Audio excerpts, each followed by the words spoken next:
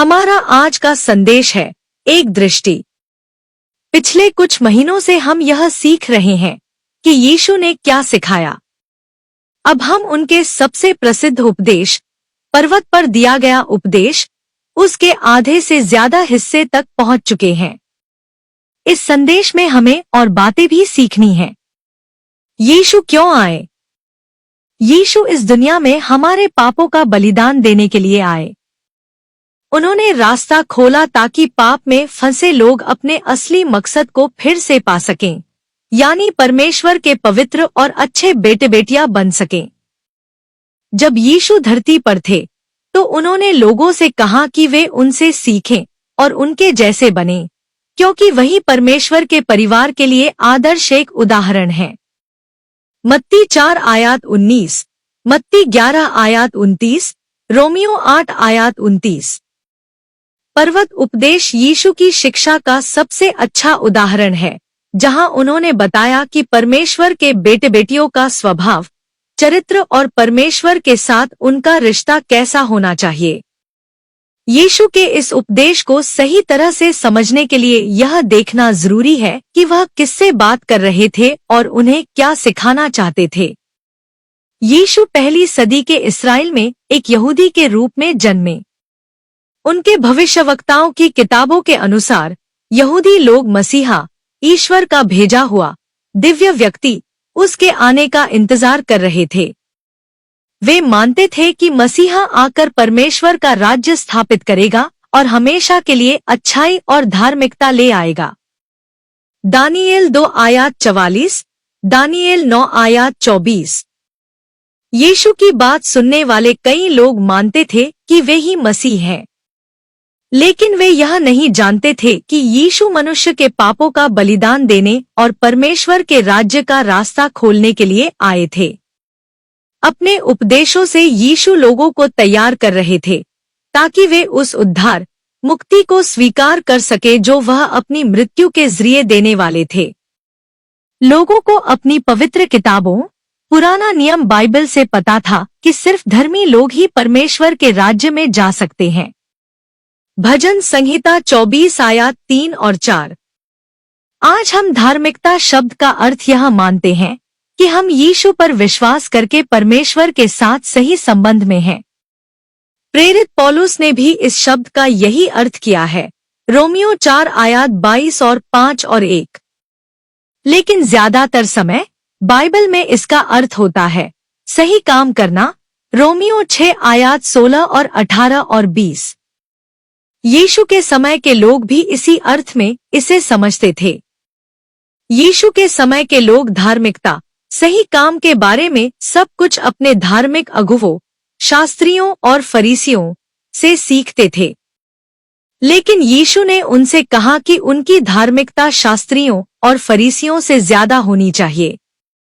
यह सुनकर लोग चकित हो गए, क्योंकि ये अगुवे बहुत ही सावधानी से मूसा की व्यवस्था, जो परमेश्वर ने सिनै पर्वत पर दी थी, उसका पालन करते थे। मत्ती 5 आयत 20। शास्त्रियों और फरीसियों के काम देखने में तो लगता था कि वे परमेश्वर की व्यवस्था का हर नियम पूरा करते हैं। लेकिन यीशु के आने से पहले कई सदियों से इन अगुवों ने अपनी खुद की परंपराएं और नियम जोड़ दिए थे, जिससे व्यवस्था की असली भावना और उद्देश्य खो गया था। यीशु ने अपने उपदेश के बाकी भाग में दिखाया कि शास्त्रियों और फरीसियों की धार्मिकता झूठी थी, और उन्होंने बताया कि परमेश्वर अपने लोगों से कैसी सच्ची धार्मिकता चाहता है।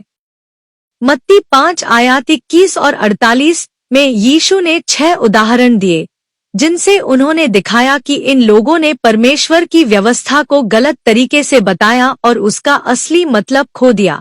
गुस्सा, व्यभिचार, तलाक, शपथ लेना, बदला लेना और दुश्मनों से प्रेम ना करना। मत्ती 6 आयत 1 आयत 18 में यीशु ने कहा कि उनके कुछ काम सही तो दिखते थे, लेकिन उनके इरादे गलत थे। वे उपवास, प्रार्थना और दान इसलिए करते थे ताकि लोग उन्हें देखें और उनकी तारीफ करें। अपने उपदेश में यीशु ने यह भी बताया कि परमेश्वर ऐसे दिल चाहते हैं जो पूरी तरह उन्हीं के प्रति समर्पित हों।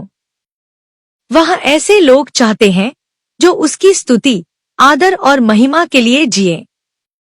यीशु ने अपने उपदेश में एक और नई और अद्भुत बात बताई कि परमेश्वर एक प्यार करने वाले स्वर्गीय पिता हैं, जो अपने बेटों और बेटियों का ख्याल रखते हैं। यीशु ने अपने सुनने वालों से कहा कि वे यह समझकर जिए कि उनका एक स्वर्गीय पिता है जो सब कुछ देखता और जानता है, न केवल उनके काम बल्कि उनके इरादे भी। यीशु ने उन्हें प्रोत्साहित किया कि वे अपने स्वर्गीय पिता की इच्छा पूरी करने के लिए जिए। यीशु ने यह भी कहा कि वे धार्मिक अगुवों, पाखंडी लोगों जैसे न बने, जो लोगों को दिखाने के लिए अच्छे काम करते हैं, बल्कि हर काम परमेश्वर को प्रसन्न करने के लिए करें। उपदेश के अगले हिस्से में यीशु ने प्राथमिकताओं के बारे में सिखाना शुरू किया कि वास्तव में सबसे महत्वपूर्ण क्या है। उन्होंने अपने सुनने वालों से कहा कि वे केवल इस जीवन के लिए न जिएं, बल्कि आने वाले आत्मिक जीवन के लिए भी तैयार रहें। मत्ती 6 आयत 19 और 21। यीशु ने कहा, अपने लिए पृथ्वी पर धन इकट्ठा न करो, जहाँ कीड़े और जंग उसे नष्ट कर देते हैं और जहाँ चोर सेंध लगाकर चुरा लेते हैं, बल्कि अपने लिए स्वर्ग में धन इकट्ठा करो, जहाँ न तो कीड़े और न ही जंग उसे नष्ट कर सकते हैं और न ही चोर वहाँ सेंध लगाकर चुरा सकते हैं। क्योंकि जहाँ तुम्हारा धन है, वहीं तुम्हारा मन भी होगा। यीशु ने क्या कहा, इसे समझने से पहले हमें इस दुनिया और अपने भविष्य के बारे में कुछ बातें समझ लेनी चाहिए। परमेश्वर ने इस दुनिया को अपने और अपने परिवार के लिए घर के रूप में बनाया था, लेकिन पाप के कारण यह दुनिया वैसी नहीं रही जैसी परमेश्वर ने बनाई थी। जब आदम, जो पहला इंसान था, उसने पाप किया, तो केवल इंसान ही नहीं बल्कि धरती भी बिगड़ गई। उत्पत्ति 3 आयत 17 और 19। यह भौतिक दुनिया भ्रष्टता और मृत्यु के श्राप से भर गई। यहाँ सिर्फ इंसान ही नहीं मरते, बल्कि हर जीव मरता है और निर्जीव चीजें भी धीरे धीरे खराब होती जाती हैं, टूटती और बिखर जाती हैं। रोमियो 5 आयत 12। जब आदम ने पाप किया, तो पाप पूरे मानव जाति में आ गया।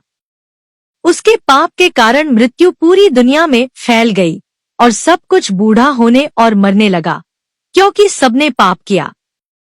जब यीशु दोबारा आएंगे, तो वह धरती से सारी भ्रष्टता और मृत्यु को दूर करेंगे और इसे परमेश्वर और उसके परिवार के लिए एक अच्छा और हमेशा रहने वाला घर बना देंगे। बाइबल इसे नई पृथ्वी कहती है।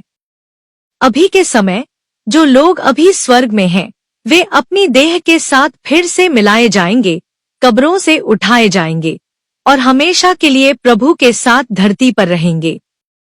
यह एक बड़ा विषय है जिसे फिर कभी विस्तार से समझेंगे।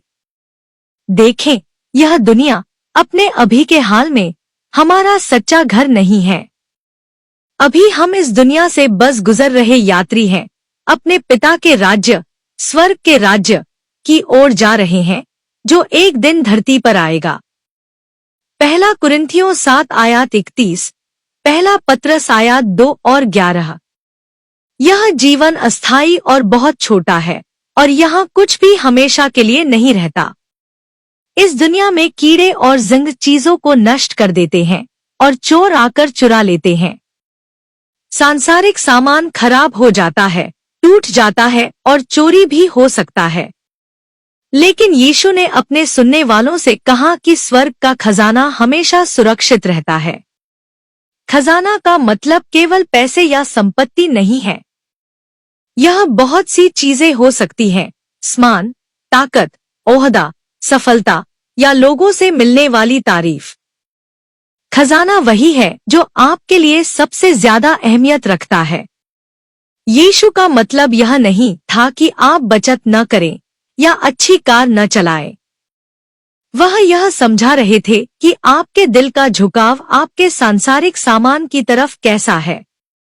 हम जब इस दुनिया में आए थे तब हमारे पास कुछ नहीं था और जब जाएंगे तब भी कुछ साथ नहीं ले जाएंगे। हम इस दुनिया में किसी चीज के स्थायी मालिक नहीं हैं। पहला तीमुथियुस 6 आयत 6 और 8 बताता है, सच्ची भक्ति और संतोष बहुत बड़ा धन है। आखिरकार जब हम इस दुनिया में आए थे तब कुछ साथ नहीं लाए थे, और जब मरेंगे तब कुछ साथ नहीं ले जाएंगे। इसलिए अगर हमारे पास खाने और पहनने को है तो संतुष्ट रहें। हमारा दिल और हमारी प्राथमिकताएं हमेशा उन चीजों पर होनी चाहिए जो हमेशा रहने वाली हैं, जैसे कि जब हम अपने पिता परमेश्वर से मिलेंगे तो उनकी महिमा, या उन लोगों के जीवन जिन्हें हमने अनंतकाल के लिए पाप से छुड़ा लिया। देखिए पौलुस ने उन लोगों से क्या कहा जिन्हें उन्होंने यीशु में विश्वास दिलाया। हमें आशा और आनंद किससे मिलता है, और हमारी शान और मुकुट क्या है? यह आप ही हैं। हाँ, जब हम प्रभु यीशु के सामने खड़े होंगे तब आप हमें बहुत खुशी देंगे। पहला थिस्सलुनीकियों 2 आयत 19। यीशु ने अपने सुनने वालों से कहा कि वे ऐसा जीवन जिए कि उनका धन स्वर्ग में जमा हो, क्योंकि जहां तुम्हारा धन है वहीं तुम्हारा दिल भी होगा। अगर आपकी सारी अहमियत की चीजें इस धरती पर ही हैं, तो आपको इस धरती के बाद की दुनिया में कोई दिलचस्पी नहीं होगी और आप इसे छोड़ना नहीं चाहेंगे। लेकिन अगर आपकी नजरें अनंत जीवन पर हैं, तो आप इस कम समय के जीवन को आनंद से जिएंगे। यह जीवन बेकार नहीं है, लेकिन यही अंतिम लक्ष्य भी नहीं है। यह पहला जीवन आने वाले जीवन से बेहतर नहीं है। आने वाला जीवन प्रभु के साथ होना ही असली लक्ष्य है जिसकी हम तलाश कर रहे हैं। मृत्यु का सामना करते हुए पौलुस ने लिखा, मेरे लिए जीवित रहना मसीह के लिए है और मर जाना लाभ है। मैं 2 इच्छाओं के बीच फंसा हूँ। कभी मैं जीना चाहता हूँ और कभी मसीह के पास जाना चाहता हूँ। यह मेरे लिए बहुत अच्छा होगा, लेकिन आपके लिए यह अच्छा है कि मैं जीवित रहूं। फिलिप्पियों 1 आयत 21 और 24। यीशु ने यह भी कहा कि तुम्हारी दृष्टि एक होनी चाहिए। मत्ती 6 आयत 22 और 23। आंख यानी दृष्टि शरीर का दीपक है।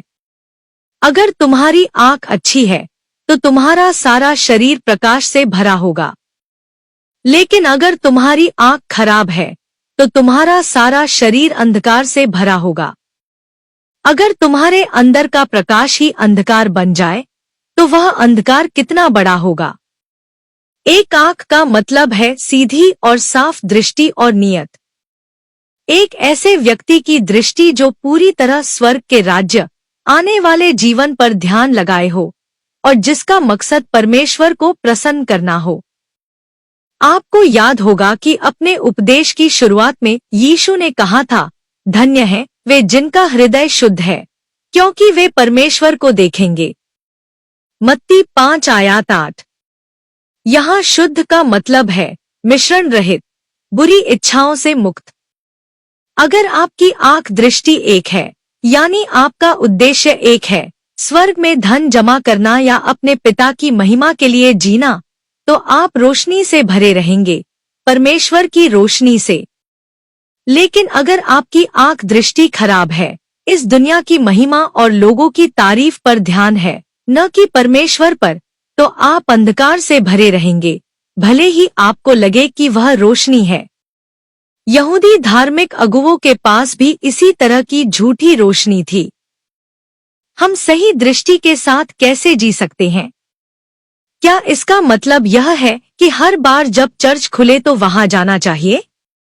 या इसका मतलब यह है कि आपको अपनी सेवकाई या बुलाहट ढूंढनी चाहिए ताकि आप अपनी मंजिल पूरी कर सकें? नहीं, ये सब आधुनिक 20वीं सदी के पश्चिमी विचार हैं, जिन्हें मसीहियत पर थोप दिया गया है। यीशु ने कभी ऐसा नहीं कहा, न ही पौलुस या वे लोग जिन्होंने यीशु के साथ चला और उससे बातें की। स्वर्ग में धन जमा करना और एक दृष्टि रखना आपके अंतिम उद्देश्य या इच्छा से जुड़ा है। परमेश्वर ऐसे बेटे बेटियों को चाहता है जो पूरी तरह उसके प्रति समर्पित हों, जिनका लक्ष्य उसे प्रसन्न करना हो। यीशु ने अपने लोगों से कहा कि वे खुद का इनकार करें, यानी जब उनकी इच्छा परमेश्वर की इच्छा से टकराए तो वे खुद को खुश करने के बजाय परमेश्वर को खुश करें। मत्ती 16 आयत 24। पौलुस ने लिखा, यीशु ने सभी के लिए अपनी जान दी ताकि जो लोग उसका नया अनंत जीवन पाते हैं वे अब खुद को प्रसन्न करने के लिए न जिएं, बल्कि मसीह को प्रसन्न करने के लिए जिएं, जिसने उनके लिए अपनी जान दी और मुर्दों में से जी उठे। दूसरा कुरिन्थियों 5 आयत 15। इसे सही से समझने के लिए हमें अपने अंतिम उद्देश्य और निकटतम उद्देश्य के बारे में बात करनी होगी। एक उदाहरण देखें, अगर मेरा अंतिम उद्देश्य एक अच्छा शिक्षक बनना है तो मेरी छोटी छोटी गतिविधियां निकटतम उद्देश्य भी उसी लक्ष्य को दर्शाएंगी। मैं स्कूल में पढ़ाई करूंगा, फिर कॉलेज जाऊंगा ताकि शिक्षक बनने की तैयारी कर सकूं। उसके बाद किसी स्कूल में नौकरी के लिए आवेदन करूंगा।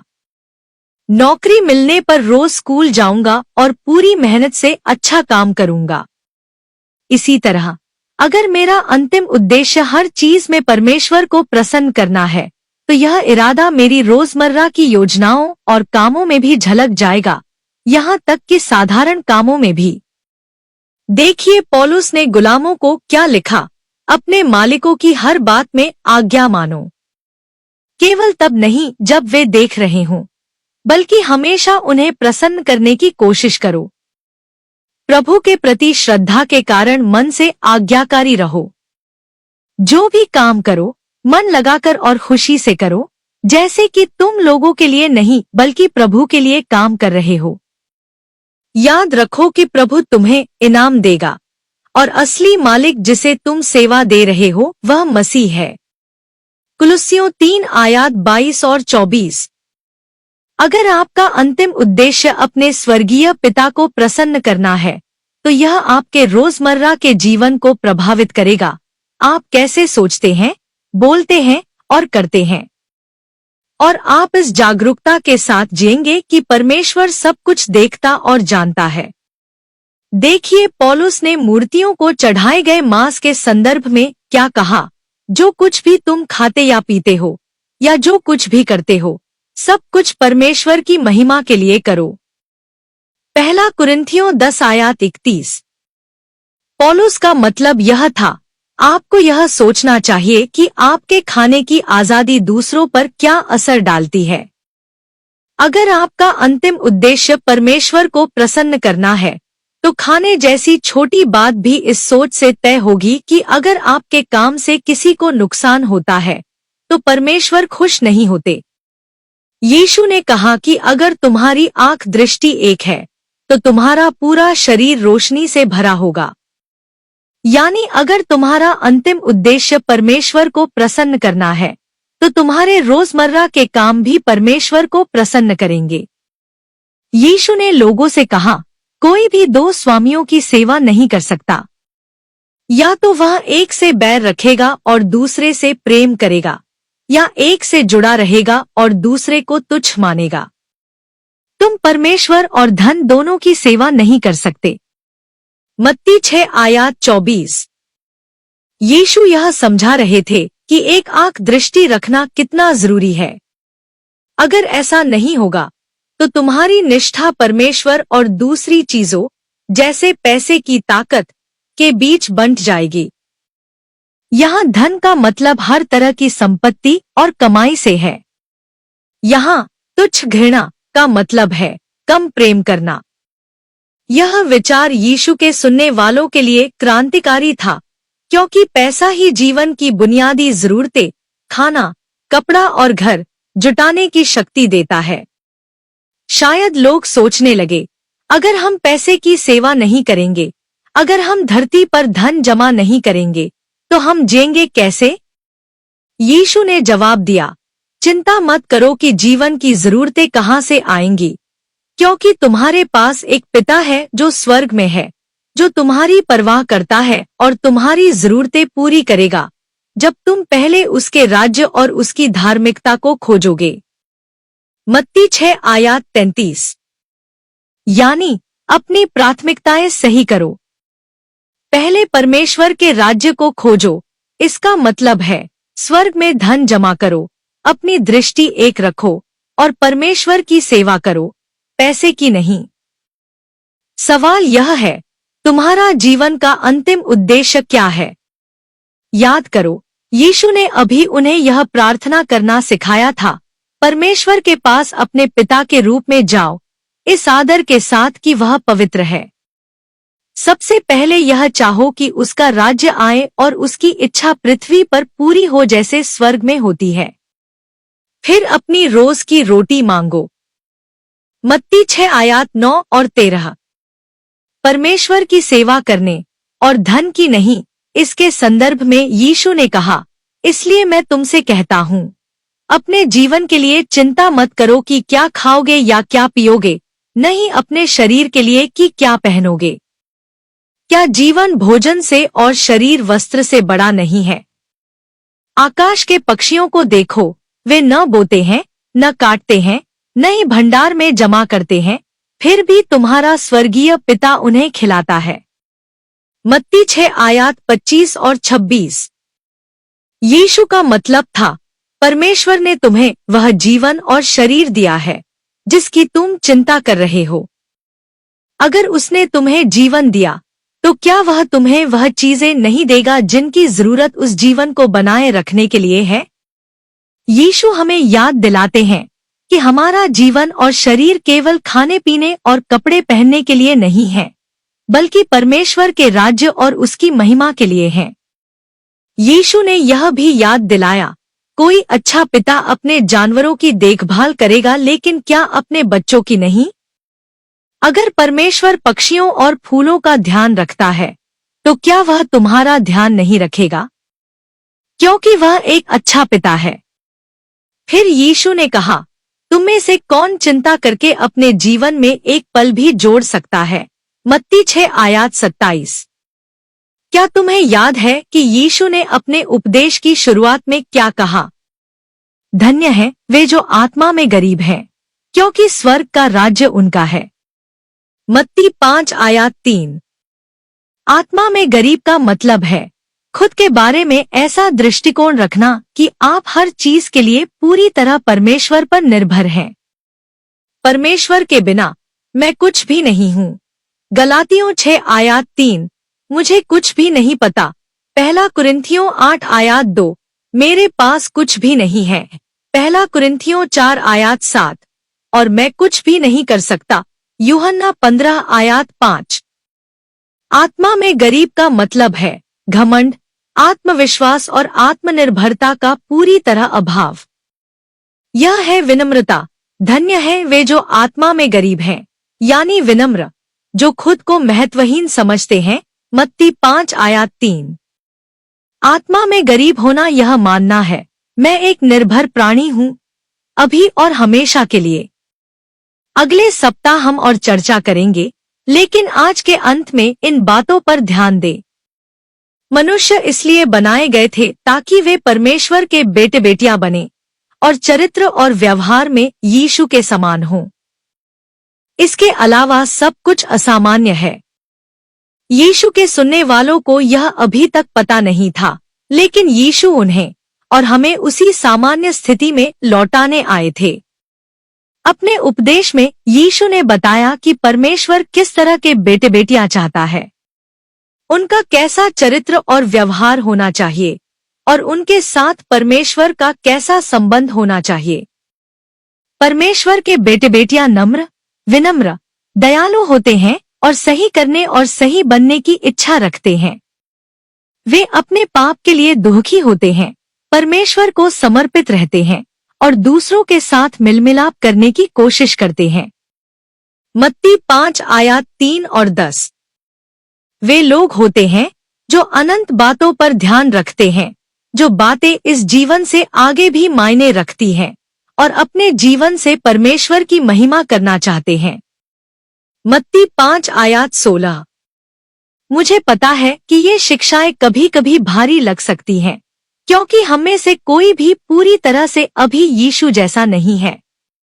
ये शिक्षाएं हमें चुनौती देने और मसीह के समान बनने के लिए प्रेरित करने के लिए दी गई हैं। अपने उपदेश में यीशु ने अपने सुनने वालों से कहा कि वे सिद्ध बने, जैसे उनके स्वर्गीय पिता सिद्ध हैं। मत्ती 5 आयत 48। याद रखें, सिद्ध का मतलब अब कोई गलती नहीं करना यह नहीं होता। सिद्धता का मतलब है आपका अंतिम उद्देश्य। क्या आपका जीवन का उद्देश्य खुद को नकारना और परमेश्वर की प्रशंसा और स्वीकृति के लिए जीना है? अगर हाँ, तो आपका दिल सिद्ध है, भले ही आपकी छोटी छोटी बातें अभी उस उद्देश्य से पूरी तरह मेल न खाती हों। अगर परमेश्वर ही आपका धन खजाना है, अगर उसे खोजना और उसे प्रसन्न करना आपका लक्ष्य है, तो आपकी चाहते और इच्छाएं, आपकी छोटी छोटी क्रियाएं धीरे धीरे स्वर्ग की चीजों की ओर मुड़ जाएंगी। प्रभु आप सभी को आशीष दें। आमीन।